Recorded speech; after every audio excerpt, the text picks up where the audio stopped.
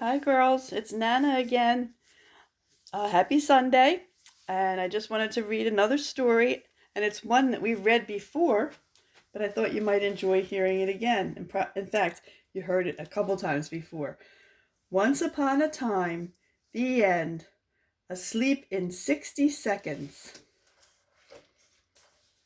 Once upon a time, and a long, long time ago, late at night, when it was dark, over the hills, through the woods, across a great ocean, in a land far away, in a small house on a hill, under a full moon,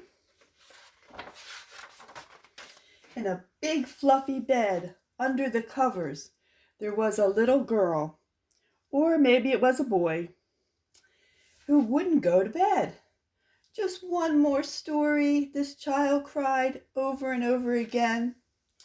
So the noble and tired father obliged. But as he read, he started cutting little words here and there so the stories would go faster and faster and faster until finally his child would be asleep and everyone would live happily ever after. The end. So the first story that he's reading is Chicken Little. An acorn hit Chicken Little on the head. "The sky is falling," she said. "I must go tell the king." On the way, she ran into his friends: Zeus the goose, Jen the hen, Chuck the duck, Legal an eagle, Perky a turkey, and Yo the crow. "Let's go tell the king," they cried. Unfortunately, they ran into a hungry fox. He chased them around the barnyard until Chicken Little was simply too tired to speak, and so she forgot about the sky and the king and put her feathered head down to sleep. The end. And this is the story of two little pigs. Two pigs lived in the forest. One pig built a house out of straw. He was lazy. The other built a house out of stone. He worked hard. A hungry wolf came by and blew down the house made of straw. The pigs hid in the stone house. The wolf said, "Come out, or I'll blow your house away." But the pigs said, "No way." The wolf blew and blew, but couldn't do it.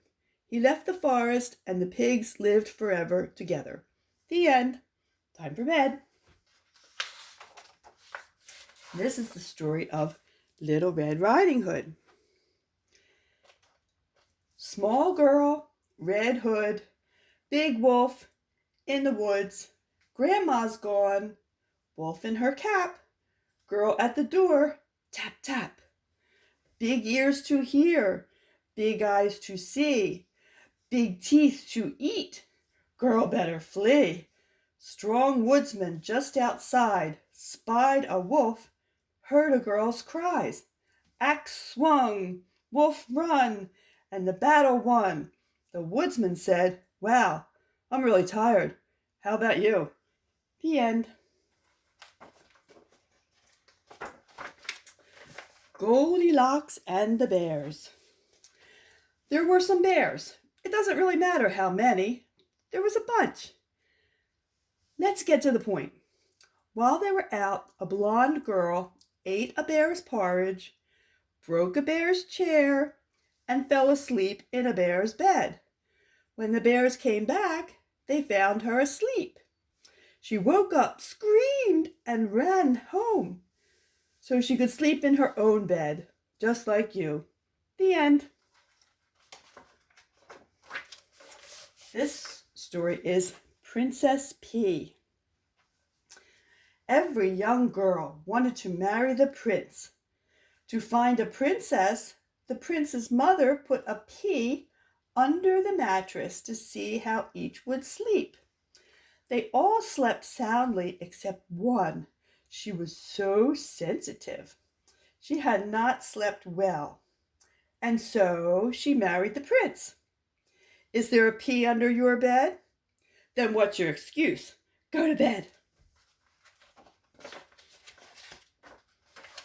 The Little Red Hen. None of the animals in the barnyard could help the Little Red Hen plant or harvest or cook her vegetables. No thanks, they said. I don't want to work. But when the Little Red Hen's soup was ready, they said, Hey, I'll help you eat. No thanks, said the hen. The end. Why are you still awake? But in that peaceful little house atop the hill on the other side of the woods, oh, you know where that is, that fellow with the kid who wouldn't go to sleep wasn't making much progress. These pigs and bears and wolves and chickens and hens made such a racket that the child could not get to sleep. And to make matters worse, someone got peas in the bed. So the fellow picked up the pace, chopped the stories in half. No barnyard animals would get in his path. Now we have the story of David and Goliath. David was a giant soldier with a sword. Goliath was a shepherd boy with a slingshot. The two had a fight one night over who would be king. David took careful aim with a stone and knocked Goliath smack in the head. The giant fell into a great heap. He looked like he was asleep. The end. Now we have Sleeping Beauty.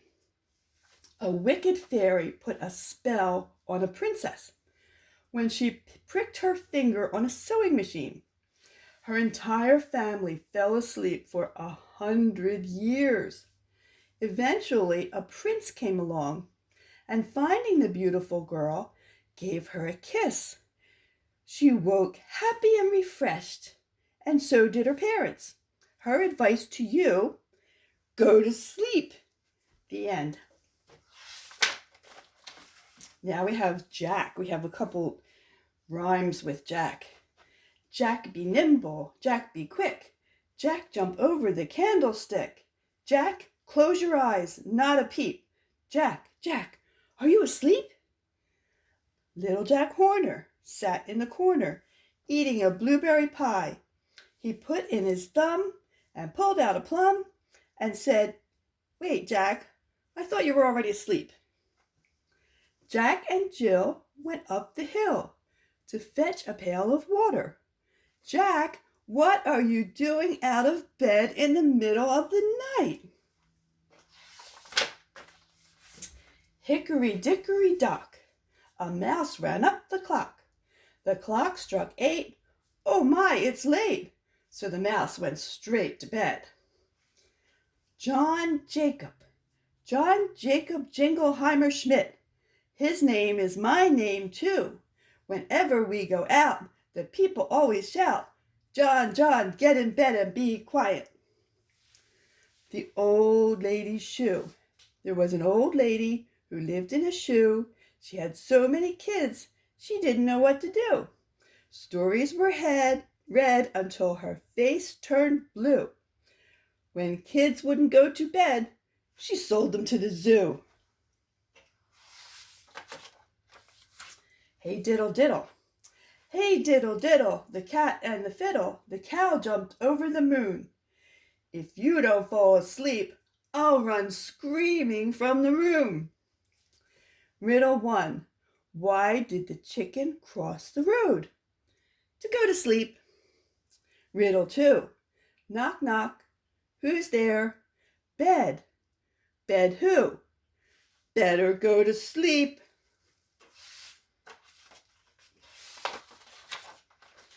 And they all lived. The end. Time to go to sleep. Hope you liked it. Love you, girls. Hope to see you soon. Bye-bye.